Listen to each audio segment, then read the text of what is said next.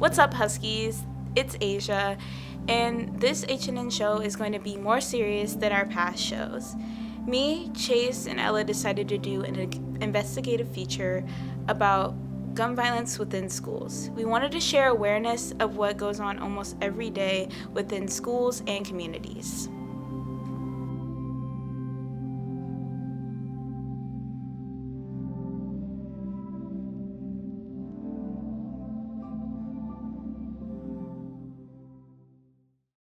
Investigation into the high school massacre is slow-moving and dangerous. The two gunmen who went on the rampage booby-trapped the building and even themselves. A Tokyo paper labeled America as a sick gun society. In one of Australia's Prime Minister called the shooting their weapons, executing their classmates' searching the school today.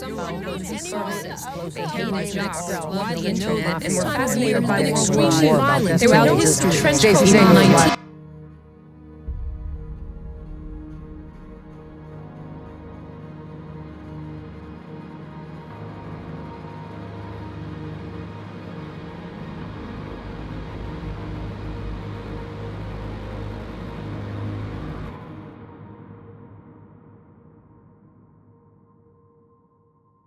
I'm Jeff Morgan. We start with breaking news from Harford County. A 15-year-old grade Joppatown school high school shooting student in U.S. shot history, and at killed least in the bathroom at 27 school. dead, He 20 alleged that children, another 7 student adults, is including the custody. principal. WMAR 2 And the gunman identified himself. Churches like the United Network the families of the victims and for the Northern Illinois University community. Obviously a tragic situation on that campus, and I ask our fellow citizens to offer their blessings.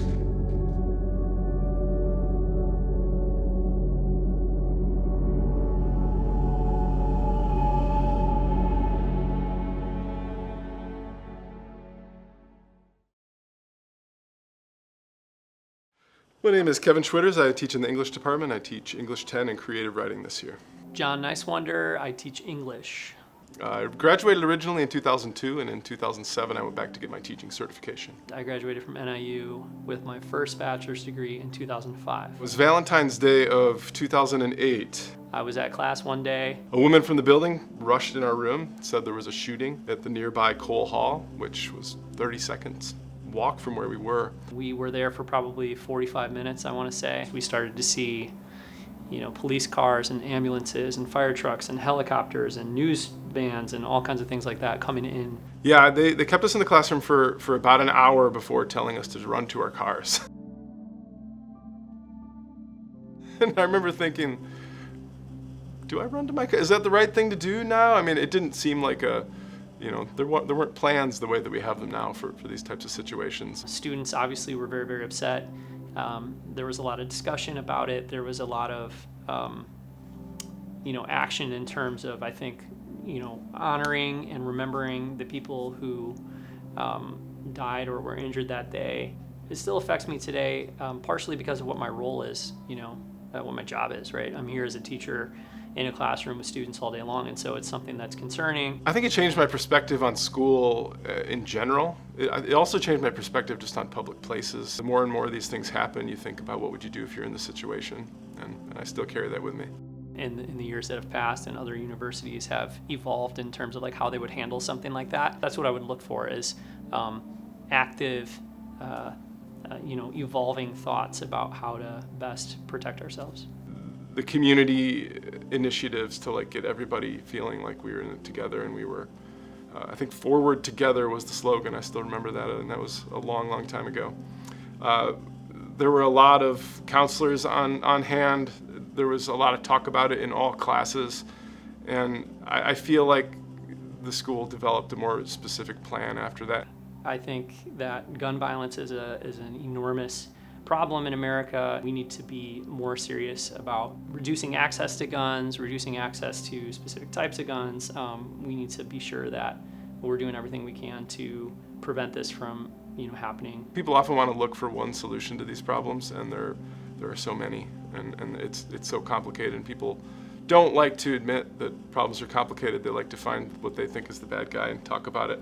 There are many, many reasons why this happens, I think, and it's complicated. If it was an easy problem, I think we would have fixed it by now. In terms of specific policies, in terms of, like what exactly should we do, that's a pretty big conversation. We also, of course, need to be really aware and proactive about seeing signs of people struggling or people who may be, considering doing things like this, being violent, and try to support those people as much as possible. This is something that is horrible, and it's hard for me to even think about even this many years later, but we both use this story in our own experiences, in our advisories, or in any of our classes when we're talking about school safety and why we do these drills, because it is a lot different going through the real thing and going through a drill. And even though I didn't have all the information, that was definitely the closest I've ever been to a situation like that. And I don't ever want to be in a situation like that again, but I do know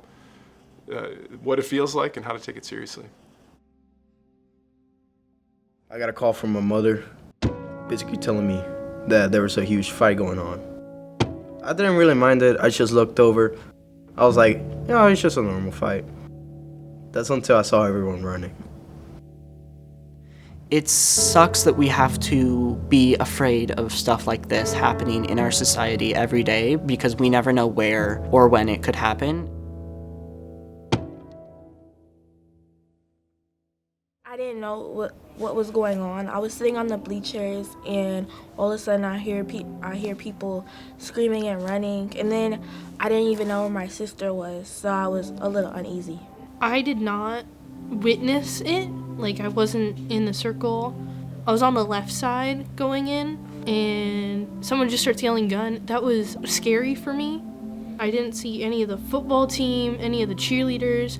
Everybody was gone, which made me feel like the threat was more serious than it was announced to be. I felt for the most part safe at school because I don't feel like any intruder is going to come in the building. And then we also have security and the people in the office, and we have teachers we can trust for the most part. Definitely around the first football game coming back that Monday, I did not. But kind of around now with seeing how many cops we have around, Army people, it's a little more bearable. I think a lot of people, after bullying and stuff like that, they just get fed up and they just want everything to be gone. We need a better system of being able to say something. If something's gonna happen, we need somewhere safer we can go than like running to a teacher.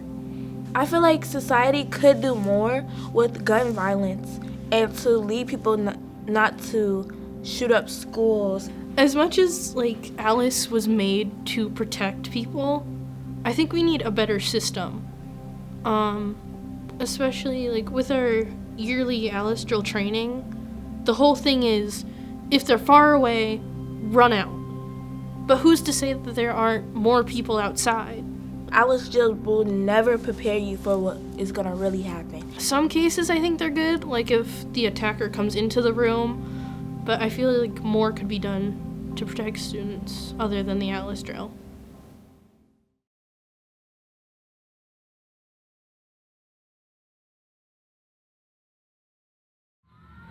This morning, a community devastated. Authorities in Wisconsin working to figure out what led a 15-year-old student to open fire. We know that 3 people are dead, including the suspect shooter. We know that the suspect shooter was a teenage student who attended the school. Investigators have identified as Natalie Samantha Rupnow to open fire, killing a teacher and a fellow student in a study hall classroom with students from different grades. Everybody can come in. All EMS can come in. Shooter is down.